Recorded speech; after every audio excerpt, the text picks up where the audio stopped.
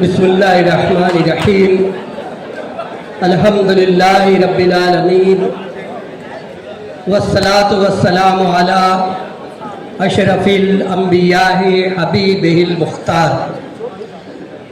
आज मोहतरम अब्दुर रहमान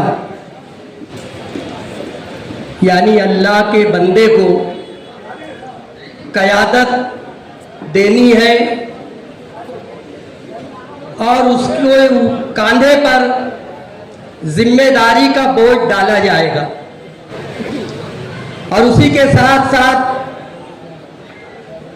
शाहिद भीकन साहब ये वो लोग हैं। अब्दुर रहमान को तो मैं बरसों से जानता हूँ, क्योंकि जो मेरा रूहानी मरकज़ है खानकाह अशरफिया, वहाँ से उसको रूहानी फयूज़ व बरक़ात मिलते हैं। तो इंशाअल्लाह खानकाह से जुटे हुए लोग समझते हैं कि कौम की मिल्लत की खिदमत करने पर अल्लाह उनको क्या नवाजता है, तो वो बंदों से आस नहीं रखते। यानी उनको ये बोलने की जरूरत नहीं है कि तेरा मेरा क्या रिश्ता।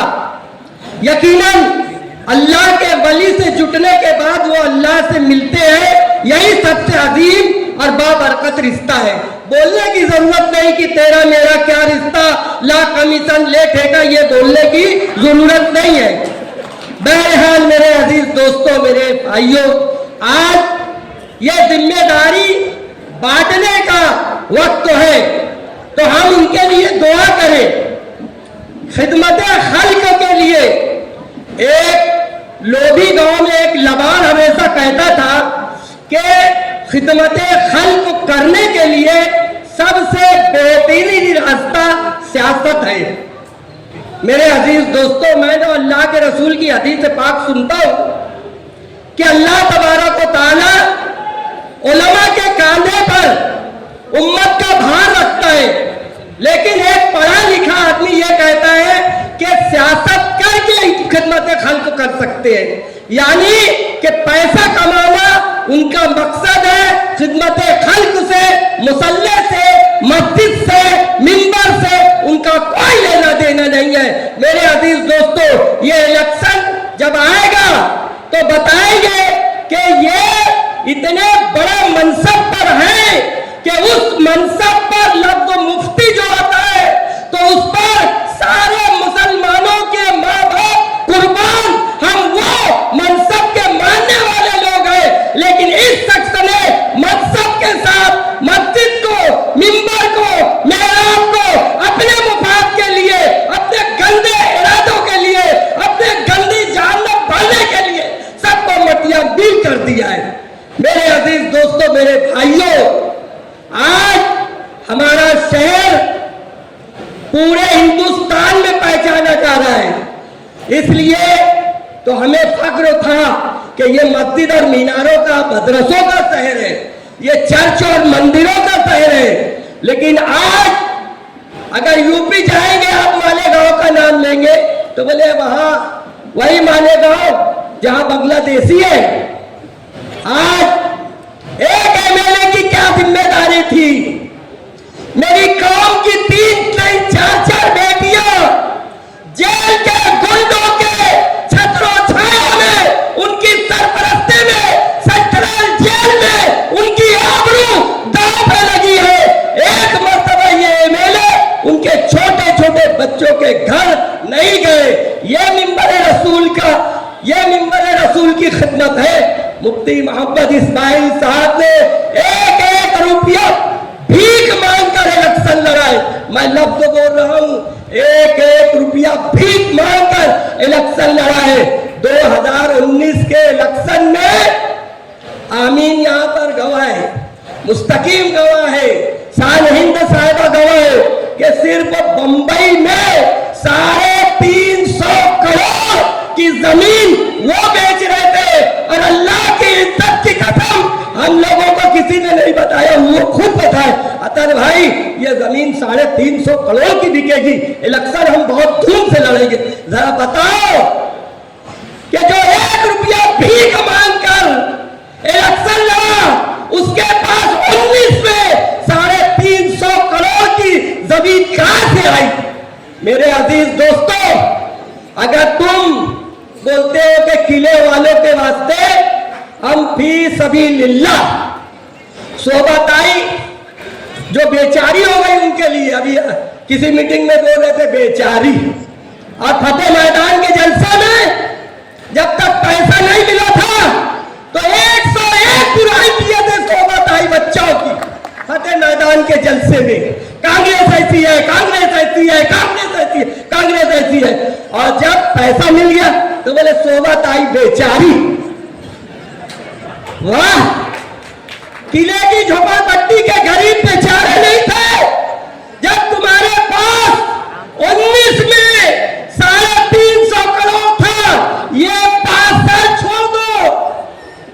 अगर तुम कौम के लिए, अरे कौम ने तो तुमको 1 रुपया दिया, वोट दिया, तुम चाहते तो 350 करोड़ का मुफ्ती हसनैन के पास जाओ और पूछो कि 350 करोड़ पर ज़कात कितनी होती है। अगर तुम चाहते तो उस 350 करोड़ से उसकी ज़कात निकालकर उन गरीबों का घर बसा देते। बात करते हो मुफ्ती साहब, खुदारा मेरे शहर पर रहम करो, मेरी कौम पे रहम करो। अभी माइनॉरिटी डिफेंस कमेटी का एक प्रोग्राम हुआ, उसमें हमारे देश के एक बादशाह का नाम लिया गया।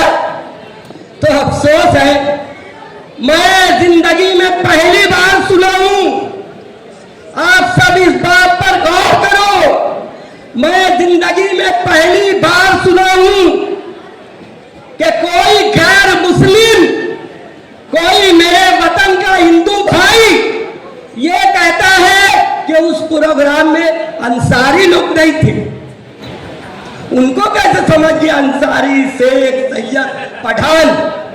मुफ्ती साहब, जब हम हमारे महाराष्ट्र के शेर शिवाजी महाराज के मुजस्समे पे धरना दिया है तो आपने झूठा इल्जाम लगाया मोहम्मद मुस्तकीम दिग्नेडी पर कि 25,000 रुपया देकर वो हिंदू फिरका परस्तों से वहां भंगड़ कराने वाला मुस्तकीम दिग्नेडी।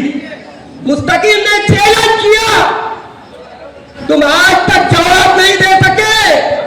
अरे तुम कैसे एमएलए हो? तुम्हारे बारे में 100% बात ये सच पड़ती है कि मुंह खोला झूठ बोला। तुम्हारे ऊपर ये 100% सच है तुम्हारे लिए। मुफ्ती साहब, इनसे कौन बोलवाया? ये तुम्हारे मित्र है ना। तुम बोलते हो गाड़ी के नीचे क्या चलता है, हमको मालूम है, हमको कुत्ता बोल रहे। मुफ्ती साहब, मेरे मालेगांव के सब लोगों ने देखा कि दादा भूसे का जूता कौन साफ कर रहा था। हमको कहते हो दादा भूसे हमारे शहर के एमएलए हैं, वजीर हैं, हम उसकी इज्जत करते हैं और आज अल्लाह ने उनको वजीर तारीफ बनाया है, हम उसकी इज्जत करते हैं, लेकिन जूता नहीं साफ करेंगे। जूता साफ करेंगे तो अपने बाप का, अपनी माँ का, अपने उस्ताद का, अपने नायब रसूल का, एक मंत्री का जूता हम नहीं साफ करेंगे।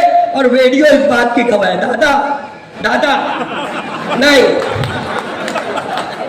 अरे तुम्हारा मकाम देखते, तुम्हारा मनसब देखते, तुम किस जगह पे खड़े होते हो है? और इस तरह का सिर्फ पेट के लिए, सिर्फ रोजी के लिए आप ही तो कहते हैं कि अल्लाह ने सबको रिज़्क़ बांट दिया है। बहरहाल अजीज दोस्तों, वक्त कम है। मैं आज जिन बच्चों को ओहदा मिलने वाला है उनसे दरखास्त करता हूं, साहिद भिकन से और अब्दुल रहमान सपना से। देखिए, इस वक्त तो मेरे शहर का नौजवान बेरार अभी का शिकार है और अल्लाह ने अपने नौजवान बंदों की क़यादत के लिए आप लोगों को चुना है, बस इतना याद रखना। तो क्या अच्छा कर सकते हो? क्या अच्छा कर सकते हो, मेरी दुआ है। और मोहतरमा शान हिंद साहिबा और मुस्तकीम डिक्लेडी, ये वो लोग हैं कि अगर इनके घर खाने के वक्त तो पहुंच गए, वो तुमको पहचानते हैं नहीं पहचानते, बोलेंगे कि आओ बैठो दस्तरखान पे।